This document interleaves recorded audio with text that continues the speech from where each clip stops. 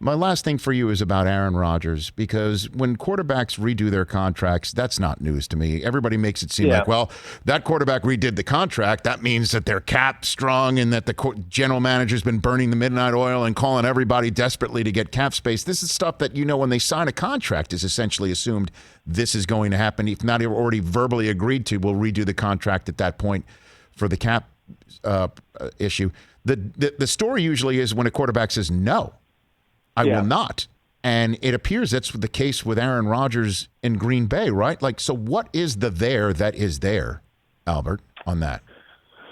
Well, I think I've felt this way since the idea of him restructuring came up, that this could be an elegant solution, right? That there is some tension, that Aaron Rodgers put some pressure on them, and that, obviously they've got a young quarterback in their roster now that they like.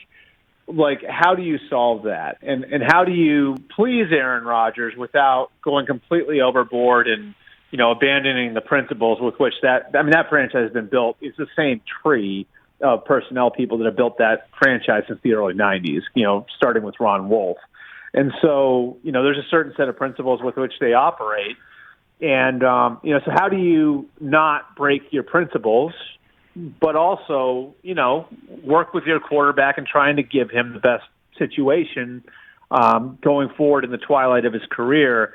And I've felt like, since the idea came up of restructuring, to me, an elegant solution would be going to Aaron and presenting him with a plan and saying, here's what we're going to do with the money we're going to clear up. And if we can clear out X amount of cap space, we normally don't mortgage contracts this way, but we understand this is a special situation. So if we clear, say, $20 million in cap space by restructuring your contract a little bit, maybe we get a little money in your pocket earlier, and then we're going to do X, Y, and Z. And we've talked to this team or this team about potential trades. We're going to get you some more help. And I really think that could wind up being just a good conclusion for everybody, because I think a big part of what happened with Aaron and why he spoke out the way he spoke out was he looked around in that conference championship round and he saw how urgently the Bills have built around Josh Allen, bringing in Stephon Diggs, how urgently the Chiefs have acted around Patrick Mahomes while they had him on the rookie contract. And then, of course, how the Buccaneers have built with I'd say built with abandon, right, over the last year around Tom Brady. And so I think that's really what Rodgers wants.